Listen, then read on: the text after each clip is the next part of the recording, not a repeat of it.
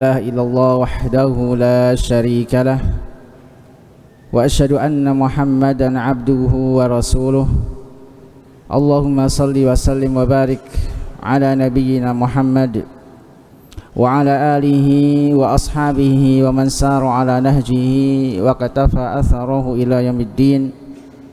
أما بعد فإن أصدق الحديث كتاب الله وخير الهدي هدي محمد صلى الله عليه وسلم وشر الأمور محدثاتها فإن كل محدثة بدعة وكل بدعة ضلالة وكل ضلالة في النار. وانفعنا بما علمتنا وعلمنا ما ينفعنا وزدنا علما. اللهم إنا نسألك علما نافعا ورزقا طيبا وعملا متقبلا.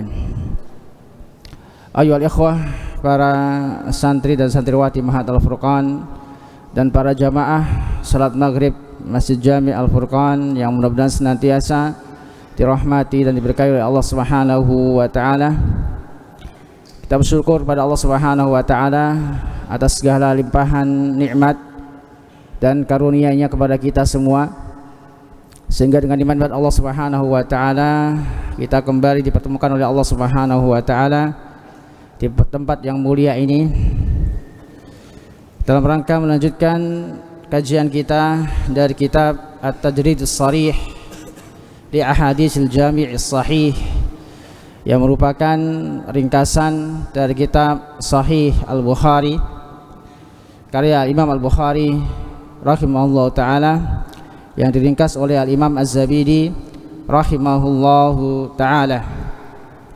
Melanjutkan masih Kitabul Adhan, bab al-adhan lil musafir idza kanu jama'atan wal iqamati. Bab adzan dan iqamah bagi musafir jika mereka berjumlah banyak atau jika mereka safar berjamaah. Jika mereka safar berjamaah. Jadi bab ini meliputi hukum terkait safar, terkait hukum adzan dan iqamah bagi orang yang safar. Ketika dia safar berjamaah, maka tetap disyariatkan, dianjurkan ketika datang waktu sholat untuk mengumandangkan adzan dan iqamah. Al-Imam Al-Bukhari membawakan dua hadis. Hadis yang pertama, qala rahimahullahu taala wa anhu ay Malik ibn Huwairis radhiyallahu taala anhu fi riwayatin. Dan dari beliau yaitu Malik ibn Huwairis, masih ada kaitannya dengan hadis sebelumnya. Hadis dari sahabat Malik ibn Huwairis dari Bani Abdul Qais, yang mana beliau bersama rombongannya tiba di kota Madinah dalam rangka mengambil ilmu langsung kepada Rasulullah sallallahu alaihi wasallam. Dan dalam riwayat ini disebutkan masih dari sahabat Malik ibn Huwairis, ata rajulani an-nabiyya sallallahu alaihi wasallam yuridani safar. Datang dua orang mendatangi Rasulullah SAW, keduanya ingin melakukan safar. Keduanya ingin melakukan safar. Keduanya datang kepada Nabi SAW minta izin ingin safar. Keduanya meminta wasiat kepada Nabi SAW. Yaitu tujuan keduanya datang kepada Nabi SAW izin mau safar dalam rangka meminta wasiat, meminta nasihat kepada Nabi sallallahu alaihi wasallam. Faqala Nabi SAW, maka Nabi SAW bersabda. Nabi SAW berwasiat kepada dua orang tersebut.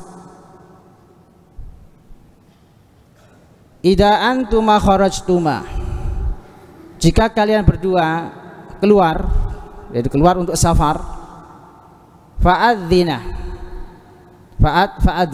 maka kumandangkanlah adzan. Maksudnya ketika datang waktu sholat, ketika tiba waktu sholat maka kumandangkanlah adzan.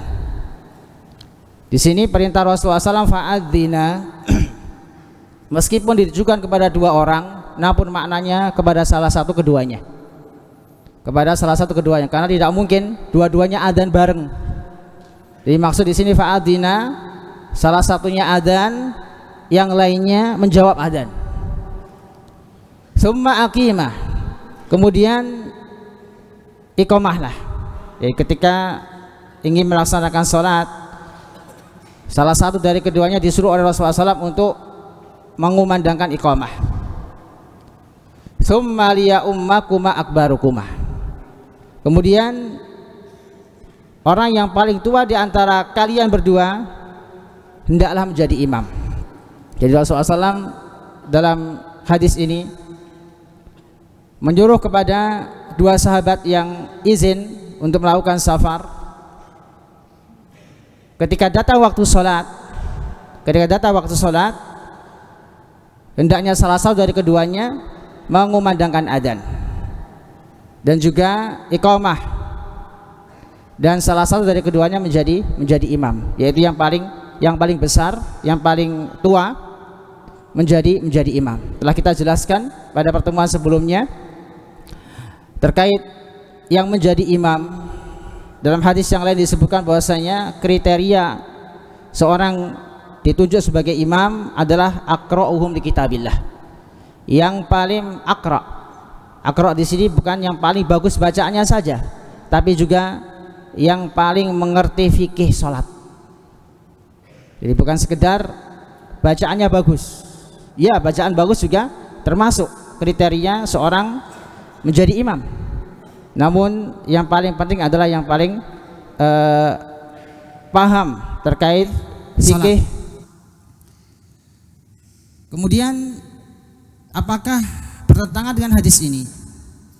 Telah kita jelaskan pada pertemuan sebelumnya, masih dalam hadis Malik ibn Khuwairis, bahwasanya mereka datang kepada Nabi SAW ke kota Madinah, ingin berguru langsung kepada Nabi SAW, mempelajari agama Islam, yang mana rata-rata mereka sama-sama belajar Islam.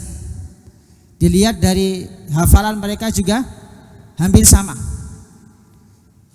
sama-sama belajar kepada Rasulullah SAW. Maka Nabi SAW mewasiatkan ketika mereka ingin pamit pulang, di antara wasiat Nabi SAW ketika datang waktu sholat dan telah dikumandangkan adzan dan iqamah, maka tunjuklah salah satu dari kalian sebagai imam, yaitu yang paling tua, yang paling tua, karena ada kemungkinan mereka sama-sama memahami fikih sholat, sama-sama bagus hafalannya, bagus bacaannya, sehingga Nabi SAW menyuruh mereka untuk memilih yang paling tua usianya, atau yang paling besar, atau yang paling tua usianya. Adapun hadis ini dibawakan oleh Imam Bukhari rahimahullah taala untuk menjelaskan terkait disyariatkannya adzan dan iqamah meskipun dalam keadaan safar, Dan juga hadis ini menunjukkan kepada kita bahwasanya termasuk sunnah ketika safar, hendaknya seorang itu safar tidak sendirian dalam safar, yaitu safar dengan temannya, safar bersama temannya, tidak safar sendirian. Karena dikhawatirkan ketika di perjalanan mungkin salah satu dari keduanya meninggal, tidak ada yang mengurusi jenazahnya.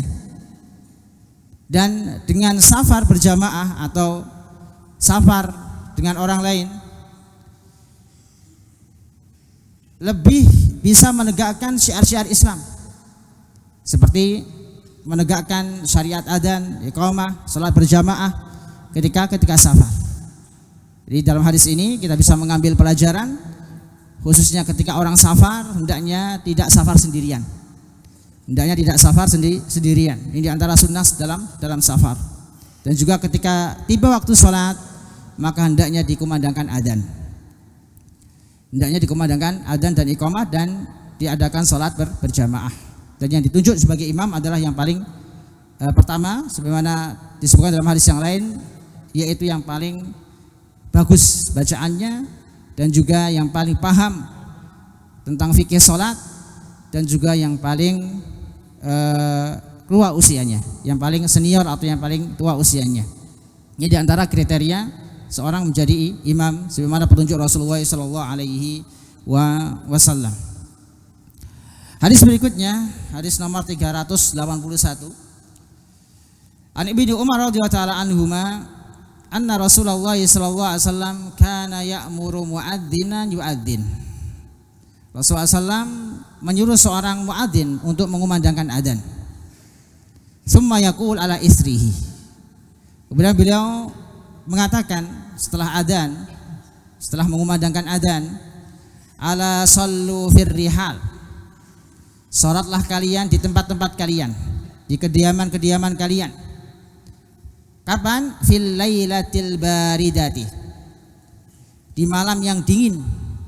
Awil mutirati fis safar. Atau ketika turun hujan di waktu safar. Ketika turun hujan sedangkan kalian dalam keadaan safar. Kalimat awil mutirati fis safar dijadikan dalil oleh Al-Imam Al-Bukhari, dan juga kalimat sebelumnya kana ya'muru mu'adzina yu'adzin. Nabi SAW menyuruh seorang muadzin untuk mengumandangkan adzan. Dijadikan dalil oleh Imam Bukhari disyariatkannya adzan dan juga iqamah meskipun dalam keadaan safar. Meskipun dalam keadaan safar. Hadis ini menunjukkan kepada kita juga bagi orang yang dalam keadaan mukim dan keadaan tidak memungkinkan dia untuk keluar sholat berjamaah karena hujan yang lebat dicampur angin yang kencang sehingga membahayakan dirinya kalau keluar, maka rukhsah atau keringanan baginya untuk sholat di rumah. Dan bagi muadzin mengucapkan setelah adzan sallu fi rihalikum, atau ketika adzan sebelum Allahu akbar la ilaha illallah, atau setelah hayya 'alas shalah 2 kali hayya 'alal falah mengucapkan sallu fi rihalikum atau sallu fi buyutikum. Jadi hadis ini berlaku baik bagi orang yang mukim, tidak dalam keadaan safar, atau dalam keadaan mukim atau dalam keadaan safar. Baik dalam keadaan mukim atau dalam keadaan safar.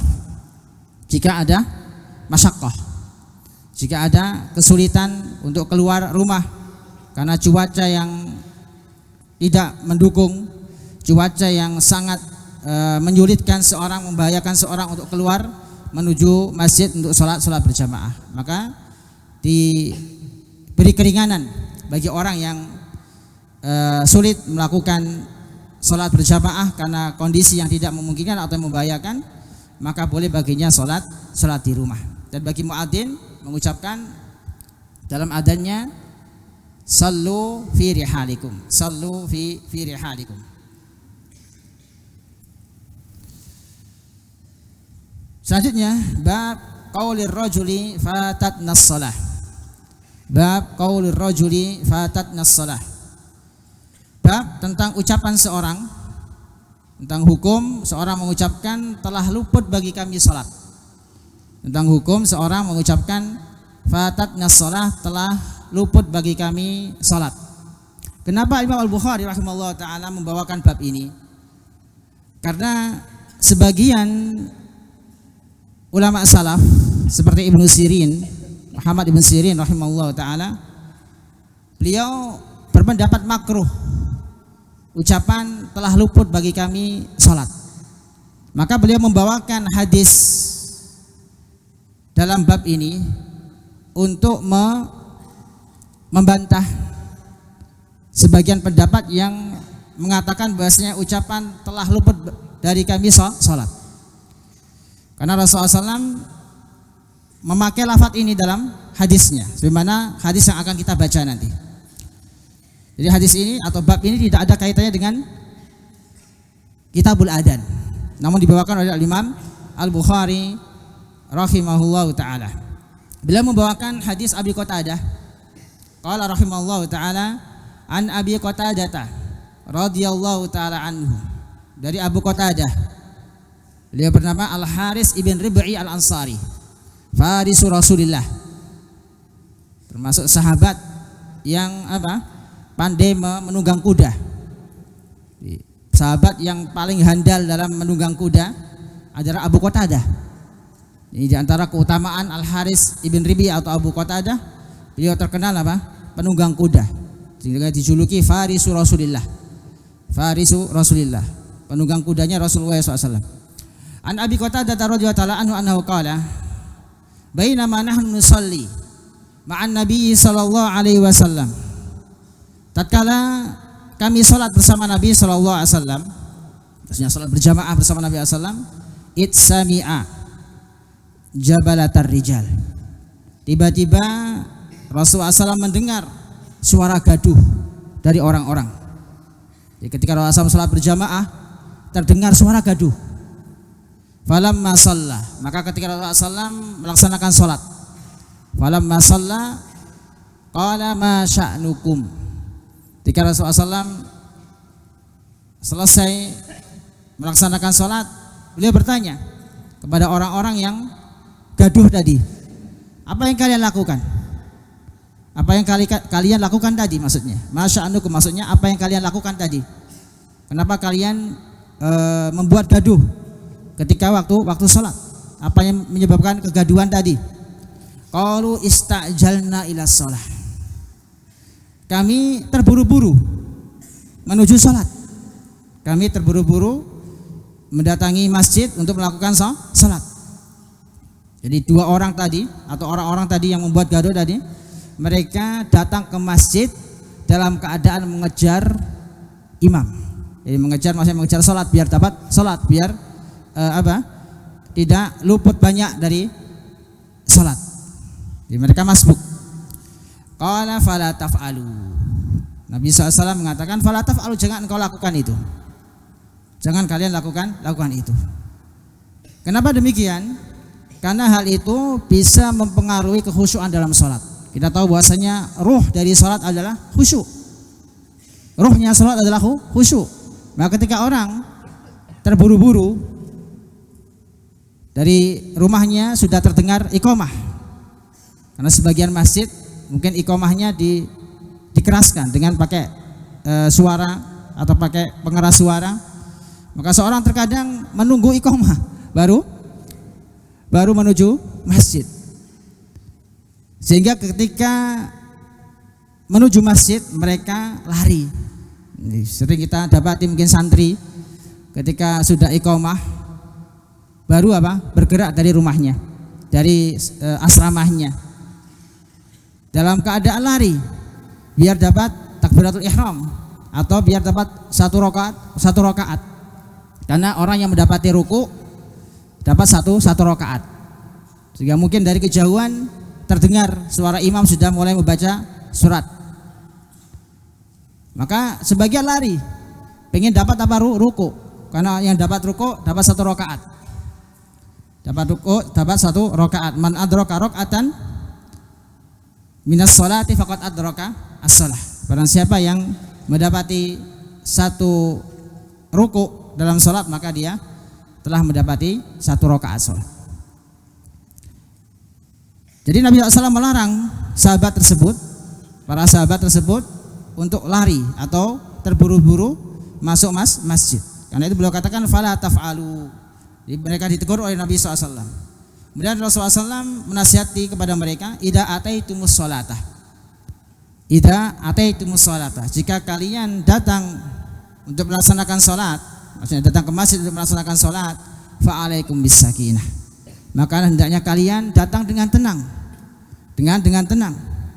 Dalam riwayat Muslim terdapat tambahan fa'alaikum bisakinati wal waqar, hendaknya kalian mendatangi masjid dengan tenang dan tidak terburu-buru. Fa'alaikum bisakinati wal waqar. Karena ketika seorang terburu-buru menuju masjid dan bahkan sampai menimbulkan kegaduhan, baik karena suara kaki mereka, suara lari mereka, atau suara mereka, Fa'alaikum bisakinah, maka Nabi SAW menasihatkan di sini fa'alaikum bisakinah, maka hendaknya kalian tenang ketika memasuki masjid. Ketika memasuki masjid, fama adraktum fasallu. Apa yang kalian dapati dalam salat maka salatlah. Jika kalian mendapati salat maka salatlah. Ikutilah imam. Wa ma fatakum fa'atimmu. Dan apa yang luput dari kalian maka sempurnakan. Nah, kata-kata wa ma fatakum dan apa yang luput dari kalian menunjukkan bahwa Nabi SAW pernah mengucapkan kalimat ini, fatatna as-shalah. Ini semakna dengan kalimat fatatna as-shalah, telah luput dari kami salat. Jadi kalimat seperti ini menurut Imam Bukhari tidak mengapa, tidak masalah, sebagaimana yang diucapkan oleh Rasulullah SAW, wa ma fatakum fa'atimmu, dan apa yang luput dari kalian dari salat, dari rakaat salat maka sempurnakanlah. Ini menunjukkan bahasanya orang yang datang dalam keadaan masbuk maka dia ikuti imam. Ketika imam dalam keadaan ruku maka langsung ruku. Ketika imam dalam keadaan sujud maka langsung sujud. Takbiratul ihram, kemudian sujud mengikuti imam. Mengikuti imam. Jangan menunggu imam berdiri kemudian baru takbir. Jadi langsung fa ma fatakum fa'atimmu. Jika kurang 1 rakaat atau 2 rakaat maka sempurnakanlah. Kata Nabi SAW mengatakan fa'atimmu, maka sempurnakanlah. Dalam hadis ini memberikan kesimpulan hukum kepada kita bahwasanya orang yang luput atau masbuk masih mendapatkan keutamaan salat jamaah. Masih mendapatkan keutamaan salat jamaah. Jadi meskipun tertinggal 1 rakaat 2 rakaat, selama imam belum salam, selama imam belum menyelesaikan salatnya, maka dia mendapatkan keutamaan atau pahala salat berjamaah.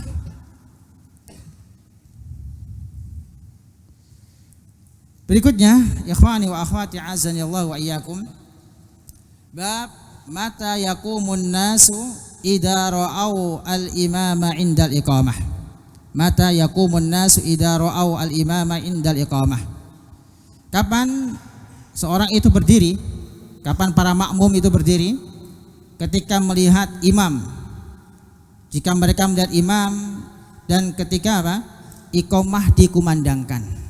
Apakah di awal iqamah langsung berdiri atau ketika muadzin mengucapkan hayya 'alas shalah hayya 'alal falah, atau ketika muadzin selesai iqamah baru berdiri. Beliau membawakan sebuah hadis wa anhu ay an Abi Qatadah, dari Abu Qatadah radhiyallahu ta'ala anhu qala, Rasulullah SAW bersabda, qala Rasulullah SAW, idza uqimatis salatu, jika telah dikumandangkan iqamah untuk salat, fala taqumu hatta tarawni, janganlah kalian berdiri sampai kalian melihatku. Sampai kalian melihatku. Kenapa demikian? Karena Nabi SAW rumahnya di dekat Masjid Nabawi. Di samping Masjid Nabawi pas adalah rumah Nabi SAW. Sehingga ketika muadzin mengumandangkan iqamah, beliau baru keluar. Beliau keluar, dan pada saat para sahabat melihat Rasulullah SAW maka mereka mulai berdiri untuk mempersiapkan sholat, merapatkan shaf dan siap-siap sholat berjamaah. Para ulama rahimahullah ta'ala berselisih dalam masalah ini. Ada yang mengatakan indal faraq minal iqamah. Ulama Syafi'iyah berpendapat ketika selesai iqamah baru para makmum, para jamaah berdiri. Pendapat kedua, inda awaliha, ketika muadzin mulai mengumandangkan iqamah. Ketika muadzin mulai mengumandangkan iqamah, maka semua jamaah berdiri mempersiapkan barisan mereka untuk salat, mempersiapkan shaf mereka untuk salat. Pendapat yang lain, inda qaul hayya 'alas shalah, hayya 'alal falah. Ketika muadzin mengucapkan hayya 'alas shalah, hayya 'alal falah. Pendapat yang lain, indal qaul qad qamatis shalah. Ketika muadzin mengucapkan qad qamatis shalah, maka bangkit berdiri. Jadi 5 pendapat ini atau 4 pendapat ini itu ketika dalam keadaan imam sudah ada di dalam masjid. Ketika imam sudah dalam keadaan di dalam masjid. Adapun ketika imam di luar masjid, seperti Rasulullah SAW, rumahnya sangat dekat dengan Masjid Nabawi, sehingga ketika Bilal atau muadzin Rasulullah SAW yang lain, Ibnu Ummi Maktum, mengumandangkan iqamah, Rasulullah SAW keluar dari rumahnya, langsung masuk ke Masjid Nabawi. Dan pada saat itu Rasulullah SAW memberitakan kepada para sahabat, fala taqumu hatta tarawni, janganlah kalian berdiri sampai kalian melihatku, sampai kalian melihatku. Pendapat yang paling rajih yang kita pilih dalam masalah ini, tidak ada batasan waktu, tidak ada batasan waktu kapan berdiri. Ini pendapat Imam Malik rahimahullah ta'ala. Pendapat Imam Malik rahimahullah ta'ala, tidak ada batasan waktu terkait ketika muadzin mengumandangkan iqamah, apakah di awal atau ketika ucapan hayya 'alas shalah atau ketika qad qamatis shalah. Wallahu ta'ala alam. Yang penting sebelum imam takbiratul ihram, sebelum imam takbiratul ihram atau ketika imam mengucapkan kepada para jamaah untuk merapatkan shaf, untuk merapatkan shaf. Baik, berikutnya bab al-imam ta'ridu lahul hajah ba'dal iqamah, yaitu bab tentang bila imam ada kepentingan, ada urusan setelah iqamah dikumandangkan. Bila imam ada kepentingan di luar sholat setelah iqamah dikumandangkan, setelah iqamah dikumandangkan, apakah seperti ini dibolehkan atau harus segera melaksanakan sholat? Beliau membawakan hadis Anas bin Malik radhiyallahu anhu, qala rahimallahu taala an Anasin radhiyallahu taala anhu annahu qala, dari Anas bin Malik radhiyallahu taala anhu, beliau berkata, uqimatis shalah, telah dikumandangkan iqamah untuk salat. Wan Nabi SAW yunaji rajulan fi janibil masjid, sedangkan Nabi SAW dalam keadaan berbicara dengan seorang di samping masjid atau di sisi Masjid Nabawi. Fama qama ila sholati hatta namal qaum, maka tidaklah Nabi SAW beranjak untuk melaksanakan salat, untuk mengimami maksudnya, sampai para sahabat pada saat itu dalam keadaan tertidur atau ngantuk. Dalam riwayat yang lain disebutkan hatta na'isa ba'dul qaum, sampai sebagian para sahabat karena menunggu Rasulullah SAW menyelesaikan hajatnya, sampai sebagian para sahabat ngantuk. Sampai sebagian para sahabat ngantuk dalam riwayat yang lain, dalam riwayat ini dengan lafaz hatta namal qaum, sampai sebagian kaum, sebagian sahabat tertidur karena menunggu Rasulullah SAW padahal iqamah sudah dikumandangkan. Jadi Imam Bukhari rahimahullah ta'ala berdalil dengan hadis ini, bolehnya seorang imam jika ada kepentingan yang mendesak meskipun iqamah sudah dikumandangkan, boleh dia menyelesaikan kepentingannya atau urusannya kemudian baru melaksanakan sholat berjamaah. Adapun para makmum menunggu sampai imam menyelesaikan hajahnya atau kepentingannya. Disebutkan oleh para ulama terkait orang yang berbincang dengan Rasulullah SAW padahal iqamah sudah dikumandangkan, disebutkan bahwasanya orang tersebut adalah seorang pembesar suatu kaum, seorang pembesar suatu kaum, tidak disebutkan namanya. Rasulullah SAW berbincang dengan orang tersebut dalam rangka ta'liful qulub, dalam rangka agar tertarik masuk Islam, tertarik masuk Islam. Jadi Rasulullah SAW dalam keadaan iqamah, beliau didatangi seorang penting, sehingga Rasulullah SAW menunda sedikit waktu sholat untuk berbincang dengan orang tersebut, karena terdapat manfaat. Jika dia masuk Islam maka bisa mengajak kaumnya untuk masuk Islam. Ini terkait penjelasan para ulama mengenai seorang yang dimaksud dalam hadis ini. Wan Nabi SAW yunaji rajulan. Siapakah orang yang dimaksud? Yaitu orang yang penting, yang diharapkan keislamannya, yang jika dia masuk Islam bisa mengajak masyarakatnya atau kaumnya.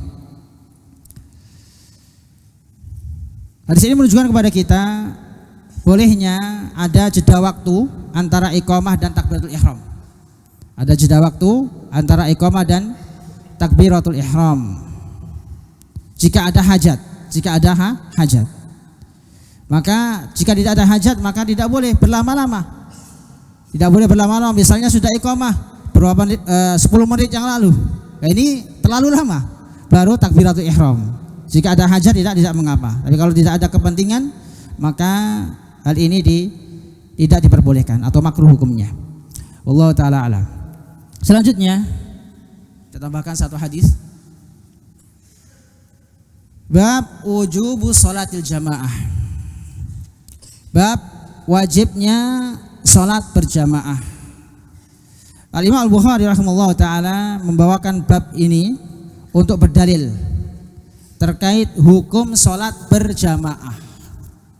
Terkait hukum sholat berjamaah. Pertanyaannya, apa yang dimaksud dengan wajib di sini menurut Imam Bukhari? Apakah wajib kifai, fardu kifayah, kewajiban yang apabila dikerjakan oleh sebagian maka gugur bagi yang lain? Atau yang dimaksud dengan wujub di sini adalah wajib aini atau fardu ain yang masing-masing wajib melaksanakannya?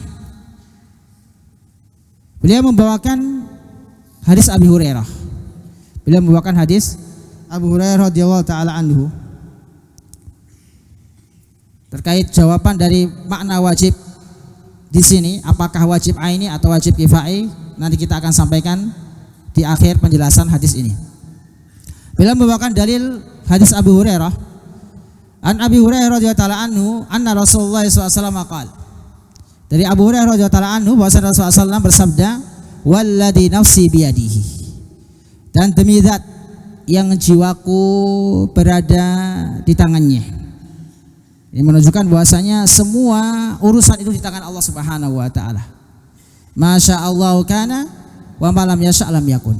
Apa yang Allah Subhanahu wa taala kehendaki maka akan terjadi. Dan apa yang tidak Allah kehendaki maka tidak akan terjadi. Jadi walladzi nafsi biyadihi maknanya sumpah. Demi zat Nabi SAW bersumpah kepada Allah Subhanahu wa taala, demi zat yaitu Allah Subhanahu wa taala yang jiwaku berada di tangannya. Maksudnya segala urusanku itu di bawah kehendak Allah Subhanahu wa taala. Segala urusanku di bawah kehendak Allah Subhanahu wa taala atau di tangan Allah Subhanahu wa taala. Kalimat ini juga menunjukkan kepada kita wajibnya kita menetapkan sifat dzatiyah bagi Allah Subhanahu wa taala, yaitu sifat iyat. Sifat dzatiyah bagi Allah Subhanahu wa taala. Walladzi nafsi biyadihi. Kata Nabi sallallahu alaihi wasallam, laqad hamamtu. Sungguh aku ingin an amura bihatabin fayuhtatab. Aku ingin memerintahkan seorang untuk membawakan kayu bakar, kemudian dibakar kayu tersebut. Tsumma amura bis salati. Kemudian aku ingin memerintahkan seorang untuk melaksanakan salat. Fayu'addillaha. Dan dikumandangkan adzan untuk salat. Tsumma amura rajulan faya umman nasa. Kemudian aku memerintahkan seorang untuk menjadi imam. Untuk menjadi imam bagi manusia. Tsumma ukhalifa ila rijalin. Kemudian aku beranjak menuju orang, yaitu orang-orang yang tidak ikut salat berjamaah. Fa uharriqu alaihim buyutahum. Aku ingin membakar rumah-rumah mereka. Aku ingin membakar rumah-rumah mereka. Para ulama berdalil dengan kalimat ini bahwasanya sholat berjamaah itu wajib. Karena di sini terdapat ancaman. Terdapat ancaman dari Nabi SAW yang tidak ikut sholat berjamaah, maka Nabi SAW ancam akan membakar rumah-rumahnya. Fa uharriqu alaihim buyutahum walladzi nafsi biyadihi, dan demi zat yang jiwaku berada di tangannya, lau ya'lamu ahaduhum annahu yajidu arqan saminan, sekiranya mereka, salah satu dari mereka itu orang-orang yang mengabaikan sholat berjamaah, tidak mau sholat berjamaah, sekiranya mereka mendapati arqan saminan, daging yang gemuk, au mirmataini hasanatain, atau dua daging yang bagus, dua daging yang bagus. Sebagai ulama mengartikan mirmatain yaitu dua busur panah atau dua anak panah yang bagus, la syahidal isya, maka sungguh mereka akan hadir untuk melaksanakan sholat isya. Maksudnya apa? Jika mereka mengetahui pahala sholat isya, maka mereka lebih mengutamakan untuk meraih pahala sholat isya, yaitu secara berjamaah, daripada lebih mengutamakan apa? Memakan daging yang gemuk atau daging yang bagus, atau lebih memilih mengambil busur panah yang bagus. Ini menunjukkan begitu besarnya pahala sholat berjamaah. Jadi hadis ini menunjukkan kepada kita pertama terkait hukum sholat berjamaah.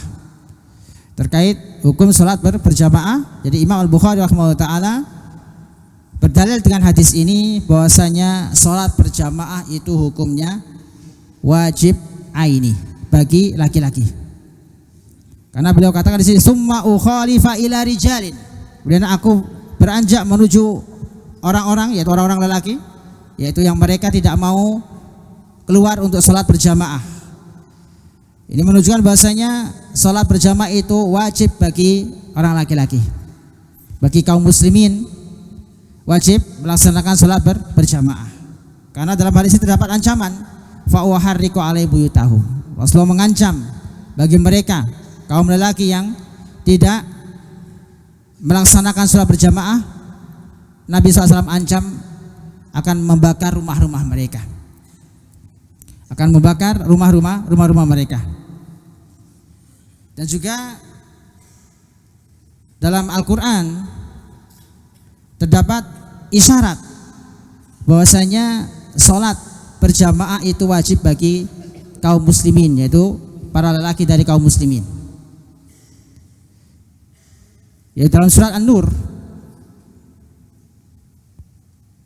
fi buyutin adinallahu, dalam ayat tersebut disebut rijalun la tulhihim tijaratun wala bai'un an dzikrillah, yaitu rumah-rumah yang di dalamnya terdapat, misalnya rumah-rumah Allah, masjid-masjid Allah yang di dalam terdapat rijal, yaitu para lelaki, para kaum muslimin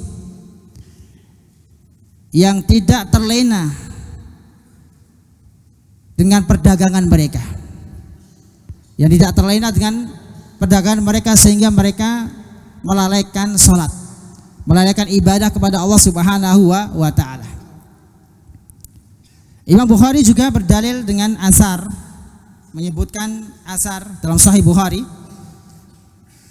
terkait bab ini. Beliau juga membawakan asar dari Hasan Al-Basri, Imam Al-Hasan Al-Basri rahimahullah ta'ala mengatakan, idza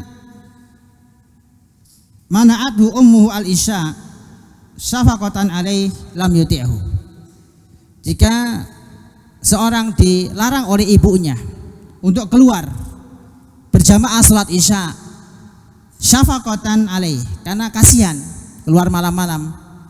Zaman dulu belum ada penerangan, terkadang seorang ibu merasa kasihan anaknya keluar malam-malam, maka apa kata Al-Hasan Al-Basri? Lam yuti'hu, boleh baginya untuk tidak menaatinya, boleh baginya untuk tidak mentaatinya. Ini menunjukkan bahwasanya kaum salaf sangat perhatian dengan salat berjamaah dan mengindikasikan, mengisyaratkan bahwasanya Imam Bukhari berdalil dengan hadis dan asar ini bahwasanya sholat berjamaah itu wajib.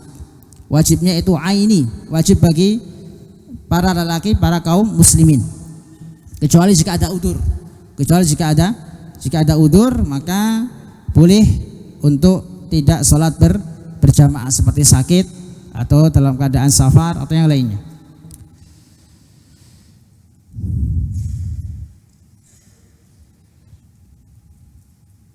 Sebagian para ulama mengatakan fardu kifayah, seperti ulama Syafi'iyah berpendapat fardu kifayah.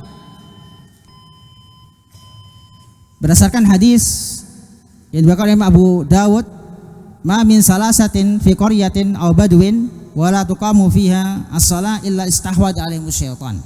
Jadi mereka berdalil dengan hadis riwayat Abu Dawud, tidaklah 3 orang yang ada dalam sebuah desa atau kampung, wala tuqamu fihi shalah. Jadi 3 orang tersebut dalam suatu kampung atau suatu desa tidak melaksanakan sholat, melainkan istahwada alimus syaitan, melainkan setan akan menguasai mereka. Disebutkan di sini salasah, menunjukkan bahwasanya kalau ada sebagian yang sholat berjamaah maka gugur bagi yang lainnya. Maksudnya yang lainnya boleh tidak sholat berjamaah. Namun pendapat yang kuat dalam masalah ini adalah sholat berjamaah itu wajib bagi kaum muslimin laki-laki. Sedangkan bagi perempuan, buyutuhum khairul lahun, buyutuhunna khairul lahunna, lebih utama sholat di rumah bagi perempuan. Wallahu ta'ala a'lam. Taib, masih ada sedikit waktu atau sudah masuk waktu isya? Kita jawab satu pertanyaan. Afwan.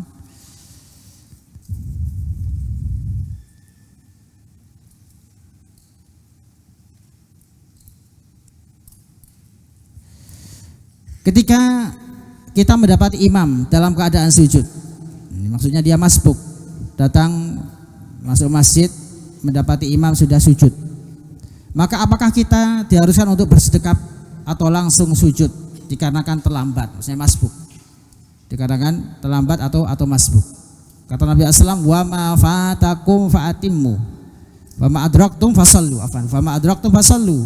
Ketika kalian mendapati imam salat maka ikuti keadaan ketika imam sujud. Misalnya ketika kalian masuk dalam keadaan masbuk sedangkan kau dapati imam dalam keadaan sujud, maka ikuti imam. Namun tetap memperhatikan rukun salat, yaitu di antara rukun salat adalah apa? Yang tidak boleh ditinggalkan di sini takbiratul ihram. Takbiratul ihram. Maka cukup takbiratul ihram kemudian langsung sujud, langsung mengikuti imam. Wallahu ta'ala a'lam.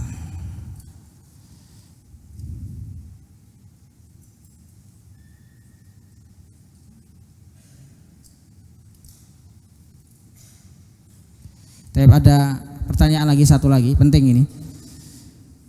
Bagaimana jika ada pemerintah suatu tempat melarang adzan dengan mikrofon, dengan pengeras suara maksudnya, sedangkan masyarakat tidak bisa mendengar adzan kecuali dengan mikrofon luar?